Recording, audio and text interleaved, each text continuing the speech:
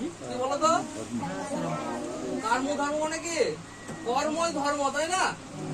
তো তোমরা এই যে সঞ্জিত বাবু যে আছেন, হ্যাঁ, এখন সঞ্জিত বাবু যিনি আছেন, ইনি তোমাদের তো কি একটা ছাতার মতো। এই যেমন আমাদের যদি এই ঘরে যদি ছাতা না থাকে তাহলে কি অবস্থা হবে বলো তো? আমরা রোদে পূর্ব জলে ভিজবো তো। তাহলে এই যে ইনি যদি না থাকতেন বা এনারা যদি না থাকতেন তাহলে আমাদের তোমাদের সব অবস্থা বা আমাদের এক একটা জনের যে অবস্থা সেটা হচ্ছে এই ছাদের মতো তারা কিন্তু আছেন। তোমাদেরকে তারা রোদে থেকে আটকাচ্ছে, জলে থেকে আটকাচ্ছে, তাই না? সুতরাং তোমাদের কাজ হবে কি এখানে এসে খুব ভালোভাবে কিন্তু পড়াশোনা করা, পড়াশোনা করে মানুষের মতো মানুষ হওয়া, এবং সেই সঙ্গে সঙ্গে এনারা যা সমস্ত কথাবার্তা বলবে সেই সমস্ত মেনে চলা, যাতে করে তোমরা ভবিষ্যতে বড় হয়ে এনাদের মতো আবার কোনো কাজকর্ম করতে পারো। যাতে করে তোমরা যেমন এখানে 30, 35, 40 জন যারা আছো তাদেরকে যেমন ইনি ছাতা হিসেবে যেমন রয়েছেন, ইনি তো সব দিন থাকবেন না, আছেন কি?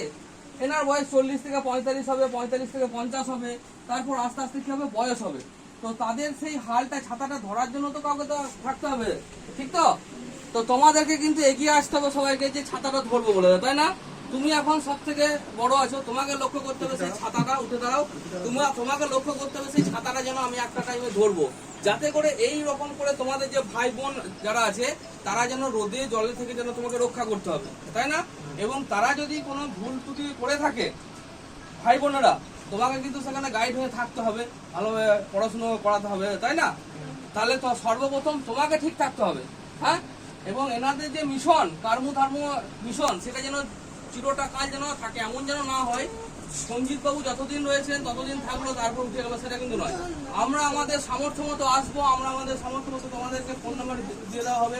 তোমাদের যদি কোনো সমস্যা থেকে থাকে অবশ্যই তোমরা আমাদেরকে অবশ্যই লিঙ্ক করবে, ঠিক আছে?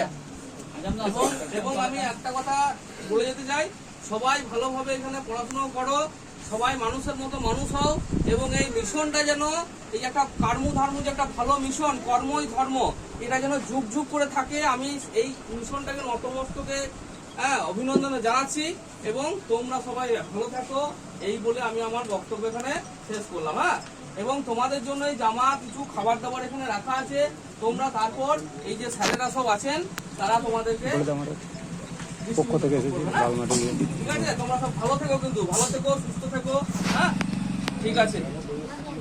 আর আমাদের এটা তোমরা জানো তো, আমাদের হচ্ছে প্রতিষ্ঠানটার নাম হচ্ছে মোহাম্মদ বাজার লালমাটি গ্রামীণ সমিতি, ঠিক আছে?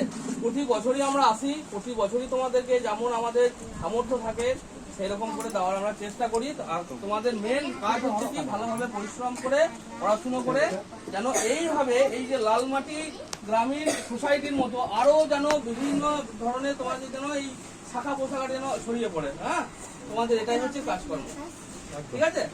বেশ, তাহলে সব ভালো থেকো, সুস্থ থেকো, সব ভালো থাকবেন। আপনাদের অসংখ্য ধন্যবাদ, হ্যাঁ, এরকম একটা মিশনের জন্য গুরুজি।